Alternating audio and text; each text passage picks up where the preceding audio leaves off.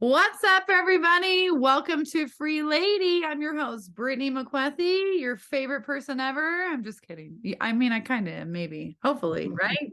Helping you guys out, helping me out, helping everybody out. We're here to help free your mind of anything that's toxic to you, that anything that is like chaining you to your past that you can't move on from. That goes with like addictions and anything that we can help you with. That's what we're here for. And I'm really excited to have Greg Perham here. He is a dear family friend. He has known me since I was like, how old have you known me? Like since I was like a girl? At least 20 years. Yeah. Yeah. So yeah. So I used to cut his hair in California and everything like that. But he's one of those people that will give the shirt off your back. Did I say that right? No. But you Yeah, know what I mean. You know what I mean. I get my words all mixed up all the time. always willing to help. Yeah, always willing to help. So if you guys have watched, I don't remember what episode it was, but this is episode 30, you guys. We hit a 30 milestone. I can't believe it. I'm really excited. But if you guys watch Scott and Ann Travis's recording with me, and we talked about having a family member that has an addiction at the moment and how hard that is and what we can do to support them and heal ourselves. But today's story is really special. Greg used to be an alcoholic and he's been sober for 25 years. 25 years. 25 years, you guys. Like it's amazing. I think you hit 25 last year, right? December 4th, 1997 is my sobriety date. Yeah. Just amazing. So I am so glad that he's going to be on here and telling his story, you guys. He's going to he's going to tell you what everything he went through, like being an alcoholic, what it did to his family, and everything like that, and relationships and how he got out and what he keeps doing. So I want you to know, I'm looking at you guys. It is possible. It is possible to change. It is Yes, possible to do anything. So, Greg, how old are you now, man? I am 58 years old. I got sober when I was 33. You were sober, you're 33. So, what do you think? How old were you when you started drinking, and what do you think led you to do that? Well, my story starts when I was young. Um, I I came from a home from people of product that were a product of the 60s. My parents were products of the 60s. It was a party zone back then. Yeah. Everybody hung out, everybody drank. I heard a story that when I was a young child, I went and at 4 years old, I went around and drank from all the people's glasses that were there partying. Wow. They found me in the hallway drunk At 4. at 4 years old. Yes. Holy shit, man. So that's a story that I was told. I don't remember any of it. I was too young to remember any of that, but Right. I was told that that happened. So Wow. obviously things started very young for me. I I came from a difficult home, I'll call it. I My parents, my mother and father got a divorce when I was very young. I was Mm. too young to remember that also, but my father and stepmother raised me, um, and it was very let's say um, it was very disciplined. I Okay. guess Okay. I Okay. don't. I try not to disparage any of the people that were involved in my life. My parents did. The people that raised me, my parents, they used the tools that they had of that time to bring us up in this world. Yeah. That was what they had available, Right. Right. and they did the best they could, Right. and they, because their parents probably did the same thing to them. Right. Right. So there's a lot that goes along with how things were when I was young. Yeah. So Yeah. um, without getting into that in great depth, I can fast forward to when I turned 18. Mm-hmm. I was at let's go back to 17. So at age 17, I was enrolled in the army, not by choice, Right. and I went to basic training between uh, the year of my junior and senior year in high school. Okay. So I'm in Fort Dix, New Jersey, between my junior and senior year in high school and basic training in the army. Right. Never drank. um, we got uh, we got a little bit of free time in basic training, not much. They cut us loose one day. My first stop Mm-hmm. was the beer cooler. First stop, Yeah. 2 tall cans of Budweiser, and I downed those things super fast. And you hadn't really drank prior to that. Like you had Not, that not at all. incident when you were 4, and then Yeah. you're just trying to like live in a very disciplined household, which I Yes. understand. So my father drank quite a bit, Okay. and I would always at the young ages of 8 and 9 years old, I would, hey, Dad, can I have a drink of your beer? And Right. sure, go ahead. No, Mm, back then it wasn't a big deal. It wasn't a big deal back then, right. Nobody said, oh, well, that's going to corrupt your son. Yeah. They didn't know that. I mean, Right. it's not, it was an acceptable fact back then. Yes, it was. It was. It was. It was just acceptable. Um, so apparently I had the ism in me. The alcoholism was in Right. me at that Mm-hmm. time. Right. So I um, I didn't have my senior year in high school. I didn't have a whole lot of mishaps. I was, because my home was very disciplined, I kind of stayed on the straight and narrow. Yeah. I did play sports. I was in the band and things like that. So there was some activity in high school. Okay. In my senior year, I decided I was going to sneak a couple of beers to my drafting class in school, and did that and drank them. I didn't get caught, but it happened. I did it. Yeah. Um, and there were a couple of incidents where my parents left for somewhere. They left for a couple of days, and um, I decided to get drunk with my sister. And I mowed the lawn, the bushes, ran into my mom's car, and with the lawnmower, and yeah, that one was a bad one. I bet. I bet. so But my after I graduated high school, I went back into the army for my advanced training, and that's where the party started. okay. I drank a lot, and I was hungover a lot, and I didn't make it to classes all the time because I was either still drunk or hungover, and it was bad. Yeah. I got in Why trouble.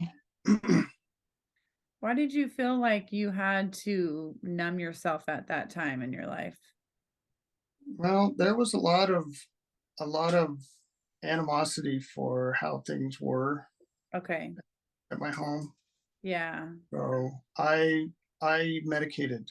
I Yeah. medicated a lot, just Yeah. to the feelings and the pain and that kind of stuff down.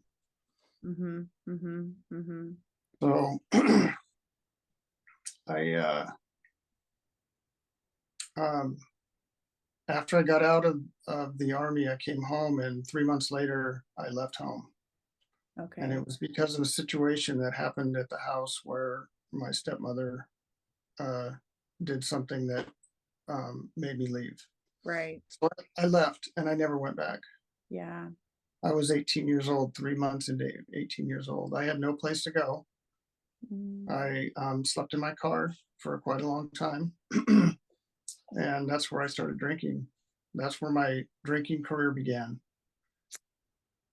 I was 18. I had no home. Wow. I had friends. couple of friends of mine, I would hang out with. He knew that I had left and everything, so he told his mom, "Hey, right out of his house. He has no place to live. He's living in his car." So his mom, of course, "You're coming over here. You're Oh, gonna come here and live with us." So I did for a while. yeah. The bad part about that is the drinking got bad right there. Oh, really? Okay. I was coming home drunk and and they had 6 kids. Wow. 5 of Yeah, 5 of them still lived at home. So I slept in the boys' room on the floor, with 3 other kids in that room, and I was coming home drunk, Yeah. coming to their home drunk. So they said, "We can't do this. You have to leave." So I did, and I was back in my car again.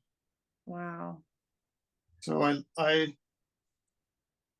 drank and started using other drugs, you name it, um, for quite a while until another friend of mine's.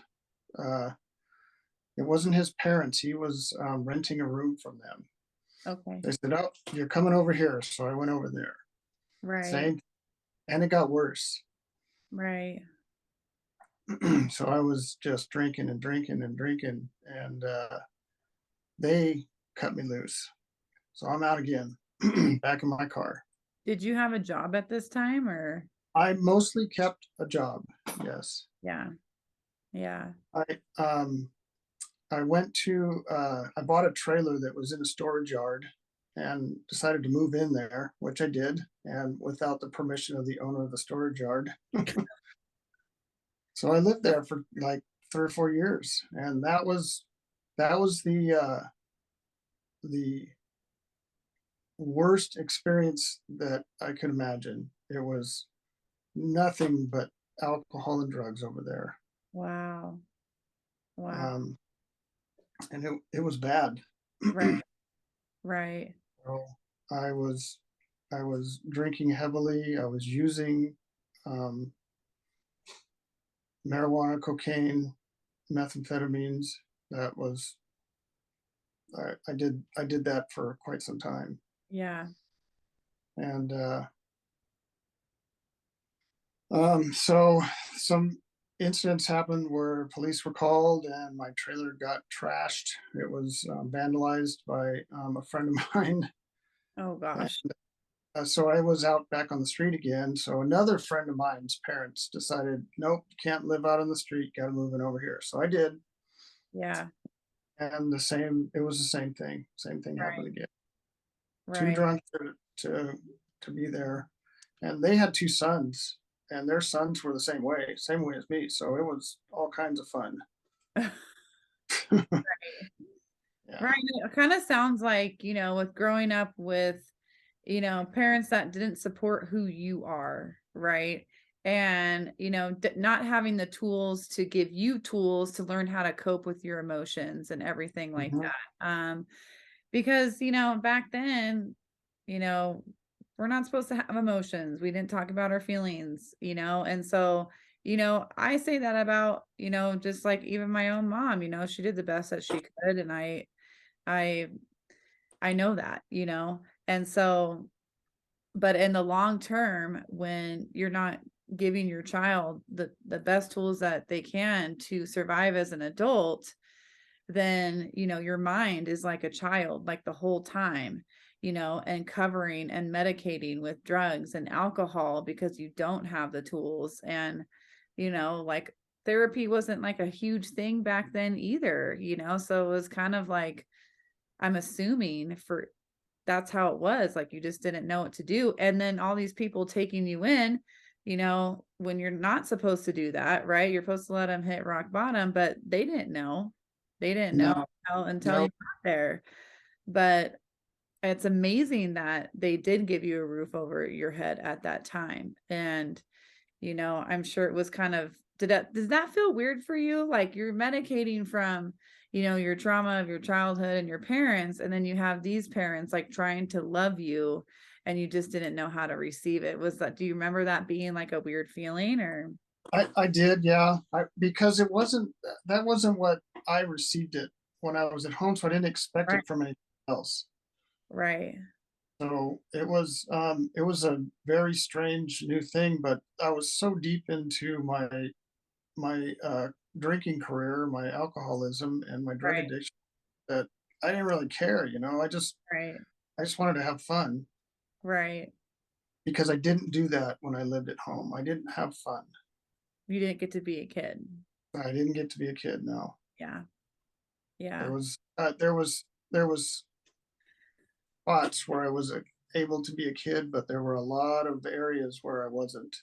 Right. Right. And that makes It, sense. it That made makes it sense. it made it very difficult for me to act like a kid. And then when I left at 18, I was still a kid. Right. I had no survival tools whatsoever. I didn't know what to do, you know? Right. And especially the age that you kind of start drinking, that's kind of the age that you stay at for a while. Oh, Do you, yeah. do you Yeah. believe that's true? Yes, there is definitely truth in that. Yeah. Um, but you still, uh, I think, well, everybody has a different level, I guess, of alcoholism. Hmm. My, I was very functioning, high functioning, Wow. um, because I was able to maintain work. I never was out of work. I just was able to maintain work. Hmm. I always stayed busy. I did get fired a few times. I had to call one of my employers from a jail cell and tell her that I'm in jail again. Wow. Uh, and to tell me if you call me from the jail cell again, you're going to be fired, and that happened. Wow. So I did spend a lot of time in and out of jail cells, and because of my drinking and the fact that I didn't want to pay my tickets, Right. um, I got thrown in jail a lot because I was a squirrel. Right. Right. So it um,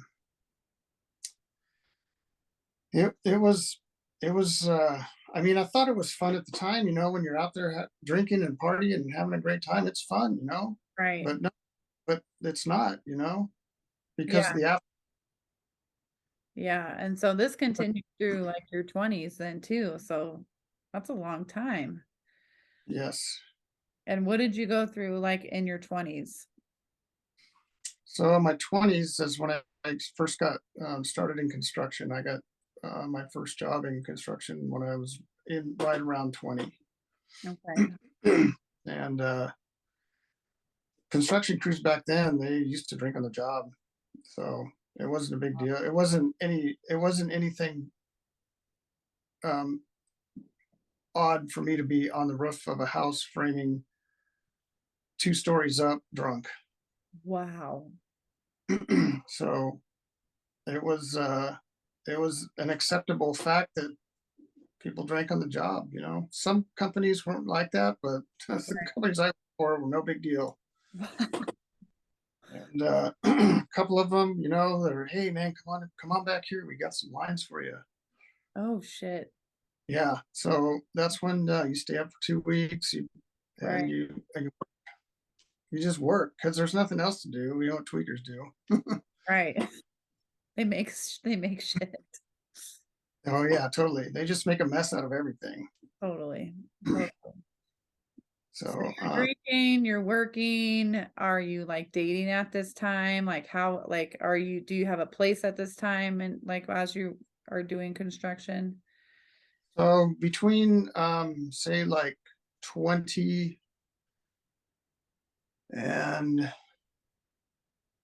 yeah, I'm gonna say 26-ish, maybe 27.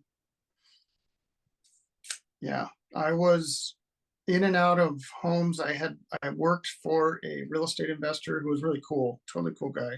Yeah. And me and a buddy of mine, he was another party animal. We drank and used and did whatever we wanted to do and drove nails all day long. Drove nails, did plumbing, all kinds of stuff. We built houses from the ground up. Wow. When you're under the influence, you can work for 12 hours, no Right. problem. So most of the real estate investors, he would buy homes, we'd fix them up, and then he'd sell them. So we would move house to house to house all the time. Right. Right. So I didn't really have a permanent residence. Okay. We would just move house to house. And I finally got, or I actually rented a house around the age of 26, 27. Hmm. Um, I rented a house with some other friends of mine, and it kind of slowed the drinking and using down. I stopped using meth for a little while, but that kind of came back to bite me. Yeah. Uh, and I actually rented a house and with four guys, so there's four of us in this house, and it was I still drank quite a bit, Yeah. and um, and then I ran into Diane, who was the the mother of my children, Right. and 3 months later we were getting married. Wow. Wow. And she was pregnant, so I just decided to marry her, and she wanted to, so that's what happened. We got married while I was under the influence. Holy shit, uh, man. Raging alcoholic. um, but my use of uh, powders and weed kind of quit. My son was born, and I kept drinking. We moved to a little apartment out in Santa Paula, and I kept drinking pretty heavily. Yeah. Um, and then I ran into a guy at work on a job, and he pulled out this uh, envelope full of crystal meth, and I was off and running for another 2 or 3 years. Wow. Wow. And that's when the meth use got really bad. Yeah. Did you And feel like you at that time, so you're married, you have a son. yes, Did you feel like it just made you more stressed out and scared because you still haven't dealt with the root of the problem, right? And so exactly. all of that just added to the stress of your life. So And the medication that I was taking, right, made all that go away. I was fine. And the mm, bad part is I wasn't really totally in love with my wife. right, That was another issue. I was married to her for 19 years, and when I got sober 5 years into our marriage, I tried to work that out, and it just didn't. yeah, But I yeah, stuck around to make sure of it. right, But so my my meth use got so bad that we got kicked out of the house we were living in. We were homeless, basically, oh had my, no place to go, and I had my son, and my daughter was no, my daughter was not on the way yet. So that issue ended my meth use, fortunately. But yeah, I was still drinking though, so I wasn't really into any kind of healing yet. right, right, Uh, right, so uh, damn, yeah, it was that was a really really really bad time. That was a very very low time, but that wasn't the lowest, and that it took more than that to get me to actually quit drinking, and so, I'll tell you that further down the road here. yeah, yeah, I mean, it kind of makes sense when you have a childlike brain, you're not fixing the root of the problem, more stress and more responsibility comes in your life when you do, and you Yep, don't really love the person that you're with, you know, that's a lot. That's yep, a lot, and thankfully, at that time you stopped using the drugs, but you kept drinking because you just still didn't know what to do like with yourself. So what happened? How old were you when you hit rock bottom? What happened? So after we secured a place on the avenue, we were living on Rosewood. I don't know if you remember when Mike lived there. Oh, yes. So I lived on Love that Rosewood. avenue, man. Yeah, I lived I lived on Rosewood for, geez, I think it was like 9 years. Okay. And so we moved in out there. I was still drinking, but we managed to rent this place. Um, it was, I don't remember, it wasn't too much. We were able to secure the rent, make sure we were paying the rent, everything, but I was still drinking. And this is kind of where the drinking kind of went off the deep end. Yeah. Um, I wasn't happy with my life. Nothing was going right for me. That was what what kept going through my mind. Yeah. Nothing is going right. I'm not doing well. I'm financially unstable. Blah blah blah blah blah. Blame blame blame. Yes. The blame game. Yes. Not my fault. I'm not doing anything wrong. Right. Right. So the alcoholic mind was hard at work. Yeah. That's what happens. Yes, yes, absolutely. So I kept drinking, and my wife Diane noticed that a lot, and she started getting a little upset about it. Right. Um, Makes sense. so yeah, it does make sense. Yeah. And I started coming home drunk. I got pulled over on the way home. I got taken out of my vehicle and given this field sobriety test. And for whatever reason, don't ask me why, they let me go. I don't know how that happened, because I had just left a friend's house within minutes of having 2 shots of tequila and a beer. Damn. I don't know how the hell they let me go. Wow. Wow. Two, sh- two Ventura County sheriffs there. There were sheriffs in Ventura? Yes, Oh man, yes. you are pretty. That was pretty lucky at that Uh, moment. that was, I guess it was a God thing, because I went home and drank more because I was so freaked out over that. Wow. But so the drinking kept going. It got pretty bad, and my daughter is 2 years old now. My son is 5 years old, Shit. and so Diane, with both the kids at her side, said, "I'm leaving. Mm, I'm not going to hang around and watch you drink yourself to death or whatever, or get in a car accident or whatever. I'm just not going to stick around for that." yeah. I was like, "Cool. I can drink as much as I want to. Maybe I can start smoking weed again. I'm in, Wow. happy, Wow. nice." So I went to work the next morning after I had just drank. Oh, I went to a friend of mine's house that night. Just got hammered Yeah. with him after she said she's leaving, and so I went to work the next morning, hungover as you know what. And I'm working in Van Nuys, so I had a little office. So I sit down in my office and I just put my head down and I said, I can't do this. I just can't. Mm, And my neighbor I knew was in AA, and I called him and I said, I can't do this anymore. I need help. mm. And I went to my first meeting of Alcoholics Anonymous on December 4th, 1997.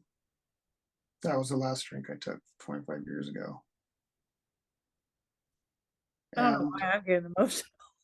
I just think that, I've known you for so long and I've seen like you're such a beautiful person now. I'm excited to hear the rest of the story, well, with the audience and stuff like that. But it's emotional, man. Like it's amazing that you said at first, right, that your wife left, your kids left, and you were happy. Like yeah, you look back and and remember that moment and you know where you're at now, that has got to be weird, so yes, weird, because you love your kids like more than yes, anything. I Uh, do. and so you were just working hungover and you were alone. I And was alone. Yes, nobody was around. that was your rock bottom. That was my kids were leaving, Yeah. and my kids were gonna be gone, and I didn't know what was gonna happen, you Yeah. know? Yeah. I had no idea what was gonna happen. And I'd been I'd been, you know, depressed about drinking so much for quite some time, Yeah. and I knew that it was bothering, my wife. I knew that she was upset about it, and she hated it, so, Right. you know, and she said, "Well, you gotta stop drinking." "Okay, I'll slow down my drinking." So, I would stop at the store, grab a few beers, drink them down before I got home, and then as soon as I got in there, I'd drink a beer so I didn't come in the house smelling like beer. Wow. So the mind of an alcoholic is very crafty. Yes, it is. Yes, Yep. it is. Yes, it And is. like other people say, if there's something coming out of my mouth, it's probably not true. Yes. Yes, they are very manipulative, crafty, I feel like, with having an alcoholic in my family, it's just, oh, why I know I'm good though. I'm good. I'm good. Yeah. You'll get all these good texts during the week and then the weekend is gone, Yeah. and Yeah. it's just a cycle. And these, like they're depressed, they're sad, and they don't know what's going on because they keep numbing themselves. And it's just it's so horrible to see it happen, but it's also like a miracle when you see others, even though I might not. I don't know if I'll see it in this family member of mine. I don't know. I pray about it all the time. I text them all the time, like, I'm here for you. um but it's still, I can still see the beauty in everybody who is sober today, and it is just so amazing.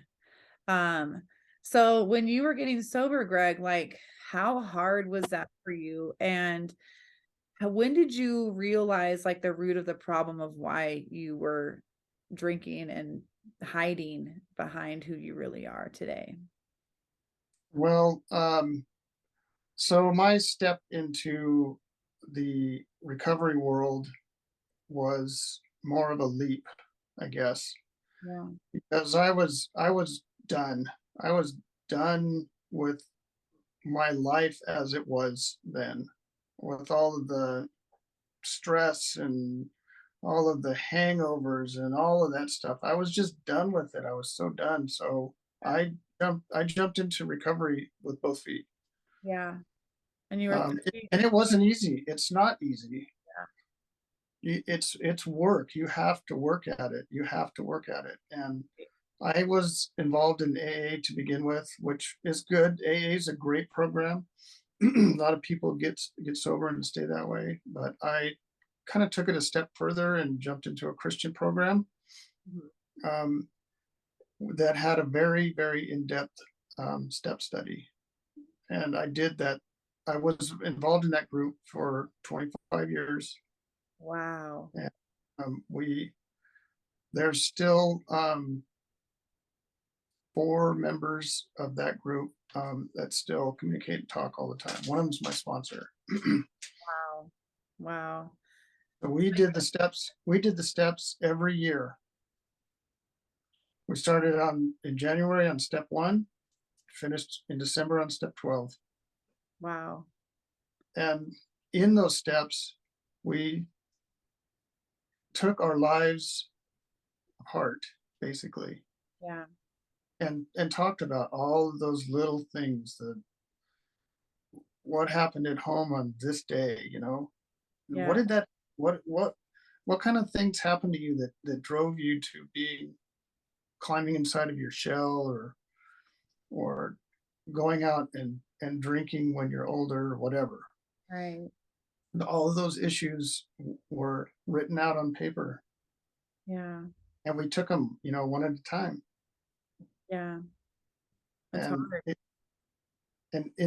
in this 25 years that I've been sober, I've been working on that, and the journey has been amazing.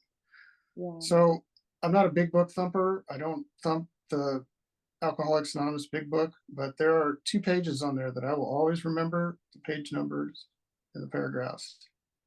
It's page 83 and 84. If there's anybody listening that wants to look those up, look them up. It's the 12 promises. I looked at those when I was young in sobriety, and I was amazed. I there's no way that nah, this is not going to happen to me. Mm, I wish I had my big book with me because I'd read them right now. yeah. Um, but they're all true in my life today. I have serenity. I know peace. I know how to intuitively handle situations that used to baffle me. Those are words from the big book. Yeah. Yeah. I know that now. I have those tools in my toolbox to stay sober. And sobriety is an everyday work, regardless if you're 2 years sober or 20 years sober. Yeah. It's work Yeah. because situations will come up that put your mind in a tailspin, and you need to be able to use your tools to not go out and drink. Right. At 25 years sober or 20 some years sober, I had those feelings, and it was because I wasn't doing my meetings. Oh, interesting. Okay. I Okay. wasn't studying my program. But I was able to pull from my toolbox and do what I had to do to get my mind back in order. Right. Right. That's the important thing. Right. And Right. my sponsor knows about all of that Yeah. Yeah. because that's the phone call you have to make. Right. Right. And it's interesting that you say, like, when you started, like, oh, this is not going to happen to me. Like, yeah, right. And this is why I think, AA is so important. Having a sponsor, because my family member has tried to quit one time and Mhm. ended up in the hospital, from just like panic attacks. And that's what happens, when you try to stop by yourself cold turkey, your body doesn't know what to do because it's used to something. And having a sponsor, going to AA, you have you get to utilize someone, one, who's been there before. Number two, you learn these step programs for your toolbox and you just slowly work for them. And I mean slowly because it's fucking hard, and that's Yeah. why people that's why they don't want to do it, because it's hard, Mhm. like in life in general. If things were easy, everyone would be doing everything easy, right? Like when you put in the hard work, I feel like you become a better, more powerful person. And did you really find in all these 25 years, Greg, that you love yourself and you have self-love? Yes, but that one took a while. Right. Right. That one took a while. Right. And that's okay. I I had to get through all of the other crap first, Yeah. and that took a while also. I mean, there was a lot of stuff in there. Right. Right. Yeah. I mean, years. And so you got sober Yeah, when you were 30, 33, or 32. 33, yeah. Damn. And we only touched on a few highlights of some of the things that happened in my life, from the time I was younger and through my drinking. Yeah. Um, I can do a full testimony, and there's some pretty dark stuff in there, Yeah. but the dark stuff is behind me now. Right. Right. And you can And look at it and honor it, and not now you're probably in a life and part of your life where you don't feel, guilty for those things, because you can't feel guilty. You have to forgive yourself. And you learn yeah, that through AA, you know. yeah, And I'm sure, I want to touch back on, like, with your ex-wife, and like, you knew you didn't love her. Did you ever come to a point where, like you had to like apologize to her and be like, I'm sorry I put you through this. I'm sorry all this happened. And where mhm. she can understand, hopefully. So I have to tell you, this is a But good one. This is a good one. I So also know her too. So it's like, So, but still for yourself, saying these things where hopefully she can heal, and and then after that, the relationship that you have with your kids today, of course. Yeah.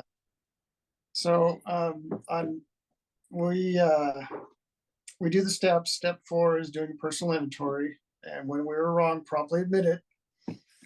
Um, and so I had to admit to Diane that I was doing drugs. She didn't know. She Oh, knew I was drinking, but she didn't know that I was on meth. wow. So I had to tell her, Yeah. Diane. So I was on meth a lot of this time, and she flipped her lid. She was mad, threw Mm. the phone at me. It was a bad scene, and I was like, "Whoa!" So and then so she stewed about that for a day, and then she came up to me and she said, that took a that took a whole lot of guts to come up and tell me that, and I appreciate that, and I'm sorry. Yeah.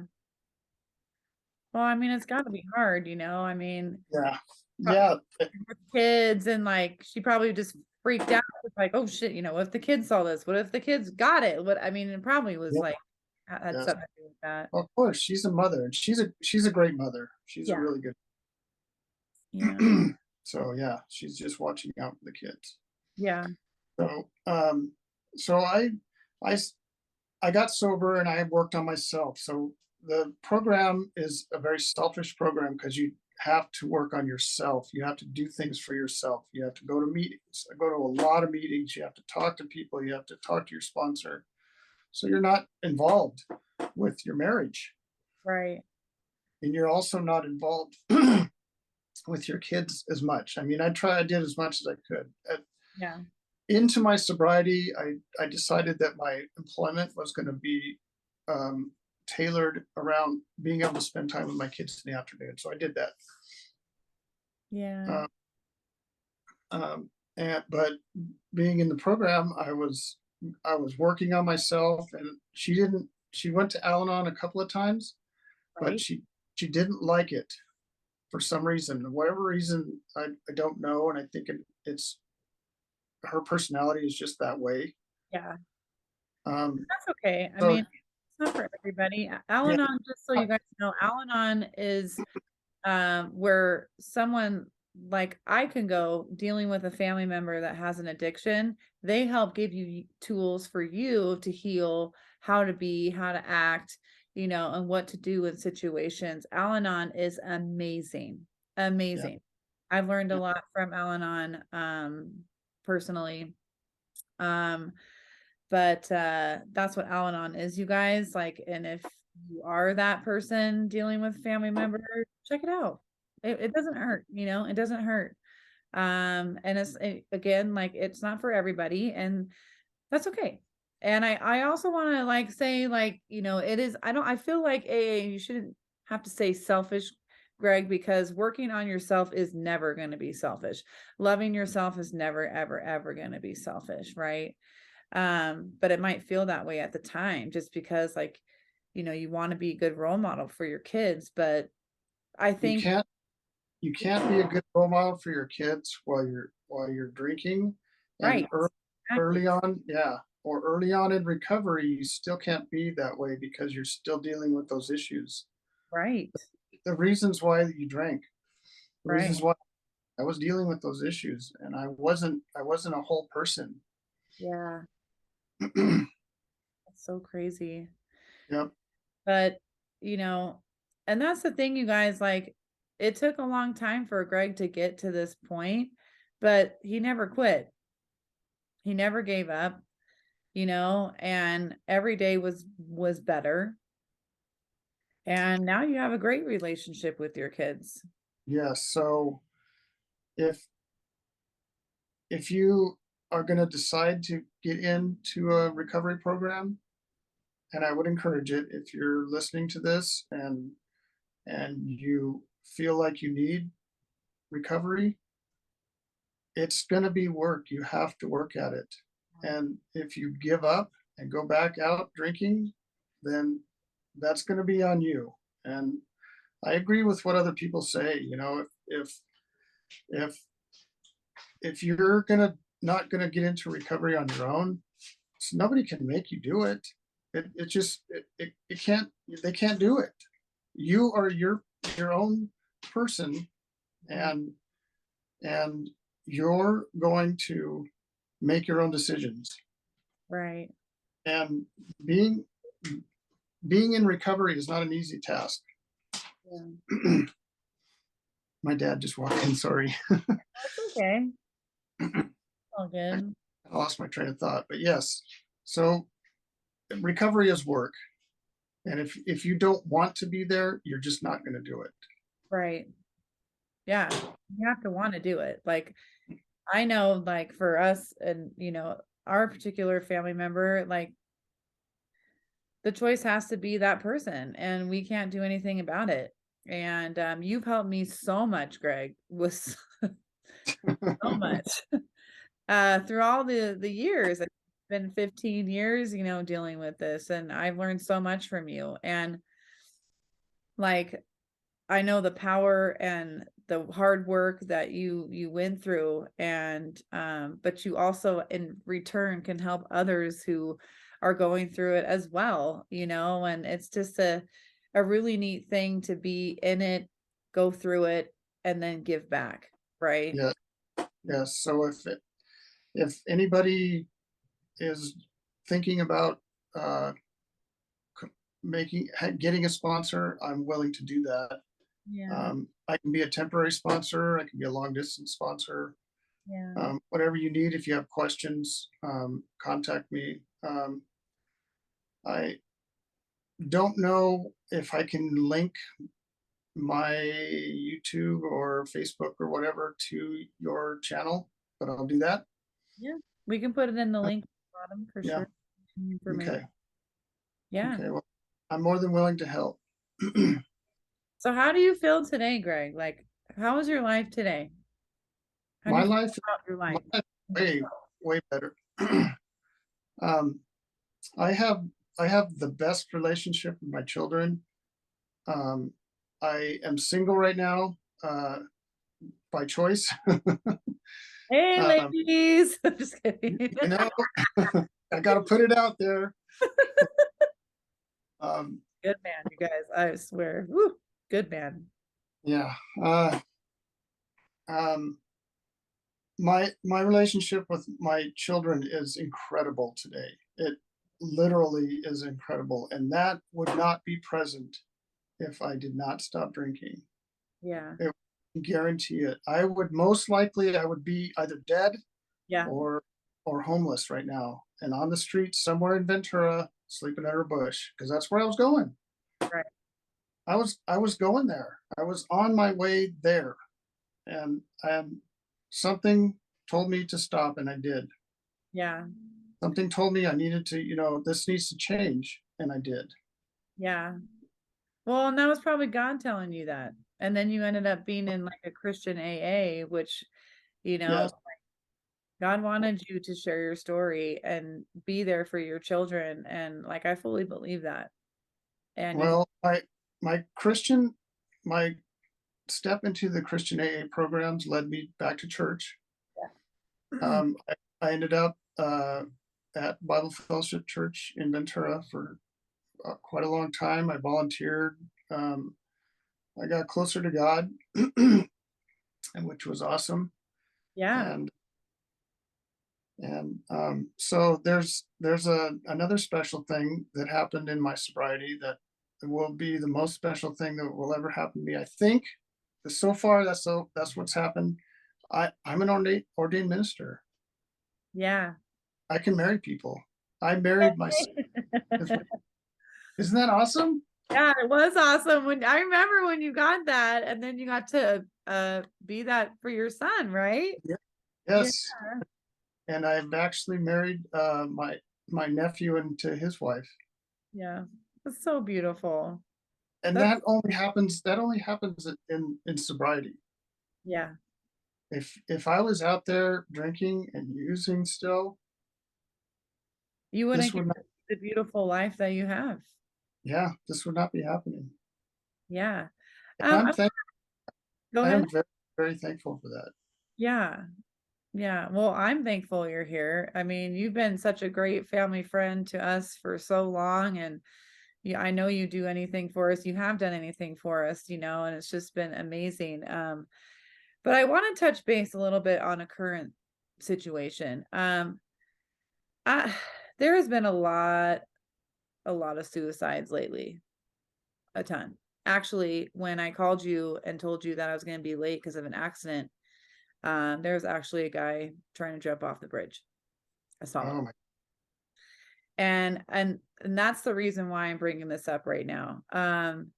There is a lot of trauma around men, I feel like. And when you talked about how, I just want to point this out, when you talked about how you stopped going to your meetings for a while and how you kind of like were started to revert a little bit, then it feel right. It was that brotherhood that kept you together. It was the mhm. brotherhood and the family that kept giving you these tools. And I feel like today men are ridiculed for being masculine. I feel like men don't have a brotherhood anymore where they did back then. And like, even way back then when tribes got together and they had this brotherhood to come together and share their stories and work together through their whatever kind of life events that they were going through. Um, I really feel strongly about that right now because there's so many men that are committing suicide. And these are, famous people with a ton of money, families, like they have it all. But when it comes to the end of like what's going on, do they have that brotherhood? Do they have that support? Are they being ridiculed of being a masculine man? It's kind of like, being masculine is, I feel like men are being shamed for that now. And so they're wanting to revert even more. So they pull back even more and their circle of friends are getting smaller where they almost have none. Do you see that? Do you feel that as a man? Just curious. Um, I guess a little bit, yeah. Yeah. Yeah. And so, but you're obviously like so lucky. And I look at my uncle too all the time where he always has like this brotherhood of men where he gets to talk to. And I'm like, man, he's so lucky because I know a lot of men don't have that. You have that with your meetings and your church and everything like that. So if you are a man listening to this right now and you feel extremely alone, there's a lot of people, there's a lot of men out there that are feeling the same way. And I encourage you to join, AA, join a church, join something that is going to bring you joy, that these men around you are doing bigger and better things that than you are, so you can get up to their level. Like just I'll I'll give you some links to yeah. in there. Put in Yeah, because your I feel like recovery is so important when it comes to brotherhood, and I'm gonna say sisterhood too, of course, like just being a unit of people that are going up in levels with you. I think is super, super important to recovery because a lot of, the mental health in today's world, sometimes they just don't feel like they have anywhere to go. I mean, it's slowly being taken away from us under our feet. It's yep, crazy. accountability partners. Yes. That's what you can gain in the program. That way, if somebody's having a bad day, they make a phone call and their day gets Yeah. better. Yeah. And I say this all the time. Like, I might not be a AA sponsor, but I am a person that you can call, you can message, and everyone that has been on my channel has been very open and honest about like you can reach out to them too. So you guys, if you're listening to this and you feel like you're alone, have a friend, even if it's through social media, have a friend through AA, have a friend through church, have a friend through something positive to help you with your recovery. Have a friend like Greg, you know? If you walk into an AA meeting, somebody in there, if you're a newcomer, somebody in there will shake your hand. Yes. Somebody in there will come up to you and say hi. Yes. It is possible, you guys. It is possible to get help. And then you can be on the journey of loving yourself, which is really, really hard. But you can never love anything else until you love yourself. And everything becomes so beautiful because you're looking through the lens of love. You're looking through the lens of, having God on your back if you come to a point of your life, because I really feel like that also helps in recovery too, that you have something else to give it up to and pray about, and have something that have a spirit that has. A higher power, a power greater than yourself. Yeah, absolutely. Whatever that is to you. Yeah. So in your final thoughts, Greg, is there anything that you want to, end this call with, and share anything else that you would like? Um, I think that I think if you're struggling, if you're struggling trying to make that decision to get into Alcoholics Anonymous or a Christian program or any program or recovery whatsoever, call a family member. But you have to remember this. This is the key to recovery. You have to want it. Mhm. Yeah, There's nothing is going to happen unless you want it. If you don't want it, it will never happen. And you're gonna pursue this into the gates of insanity or death. yeah, That's a quote from AA right there. yeah. So who do you have to become to want it? If you're struggling, who do you have to become to want it? Like, what does that person look like to you? That person becomes humble. Yeah, yeah, Humility humility will get you in the doors. yeah. And just know that no matter what you're going through, no matter what kind of hurt you're going through, that you are loved. I love you. You are loved. There are people that want to help you. And if you want it, we're here. I can't say that enough, that we are here for you if you want help and anything you need. I'm gonna ask Greg after this call anything that he wants me to put in the link below. You guys have access to some more information on AA, who Greg is, and anything he wants to add to that. Feel free to click on it, ask questions. Don't be afraid. We are not here to judge you at all. We Okay, are, one more thing, Brittany. The yeah, people that love you, that kick you out and tell you that I'm not going to give you any more money or I'm not going to give you a place to live, they don't hate you. They love you. And they're doing it for that reason. absolutely. And that's actually a really, really big thing, because if we are enabling, the addiction with someone that we know, we're just giving them a pass to keep doing it. Mhm. The hardest, but the most best thing that you can do is to just let go, Let because go. the person has to hit rock bottom and want to get help through himself, Yep, because if we keep giving everything that those people need, because it is hard to see them crumbling. We don't want to see them die. We don't want to see them go, but we have to like let them go to help them.